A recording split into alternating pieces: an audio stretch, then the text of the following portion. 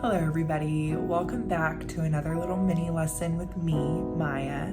So today we are diving into the world of powder brows along with certain techniques that will help you create beautiful, long-lasting results. So as you guys know, powder brows are accomplished by using some sort of rotary machine. And here is my machine that I will be using today. It is my Mast Y22. You can use multiple different types of needle configurations and syntexes.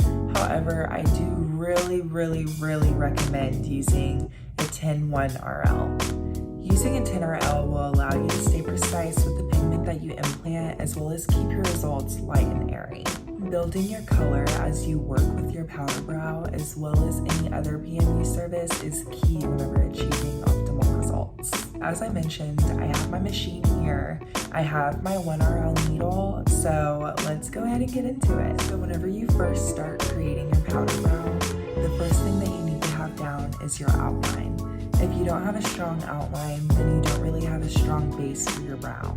Your outline is going to show you where you need to be shading. Once I do have my outline down, which I already have here on my practice pad, I like to start shading in the tail of the brow rather than the beginning. Now, before we get started, I do want to mention a couple things that might make this a little bit easier for you. It's very important to remember to always move towards you rather than away from you. Moving towards you is going to allow your pigment to come out more evenly, as well as not cause as much trauma to the skin.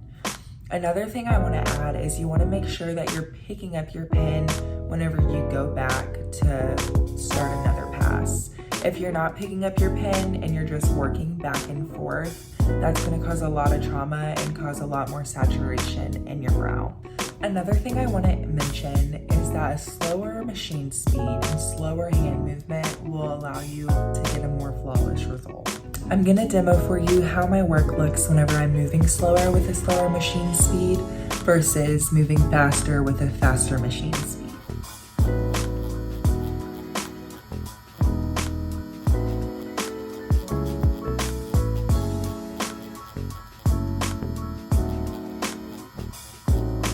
Now, as you can see, I'm moving pretty quickly through this brow.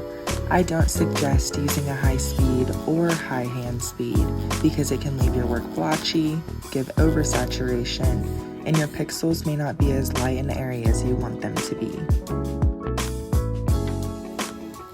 Now I'm going to demo for you how I typically like to work with a slower machine speed and slower hand speed. I typically like to keep my machine at 5.5 or 6 rather than the 7.5 that you saw in the clip before this.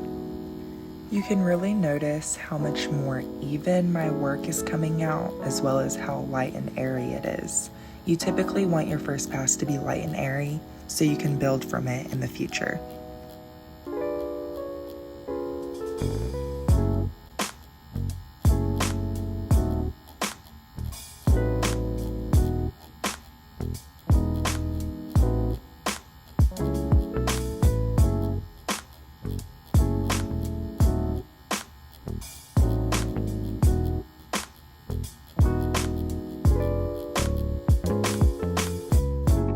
My work on the left is with using a higher speed, while my work on the right is using a slower speed that I would typically use on my procedures.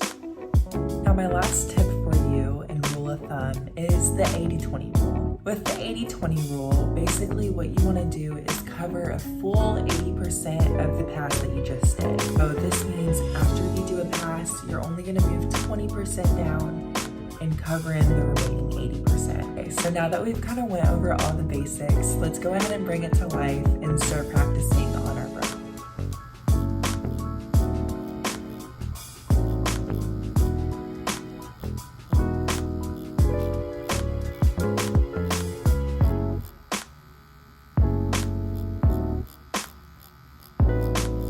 So just a recap of what we kind of went over earlier, you want your passes to be light and airy, and you want your pixels to be clear.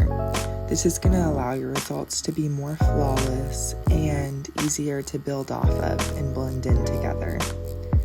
After you finish your first pass, you're going to move into cross-hatching. Cross-hatching is simply so you can blend in your outline with the rest of your brow. So you go from both outer ends, like you can see me doing here, and you drag your pixels to the middle. You don't have to hit the middle always, because you'll do a last pass to kind of blend everything in, but I do try to get as close as I can.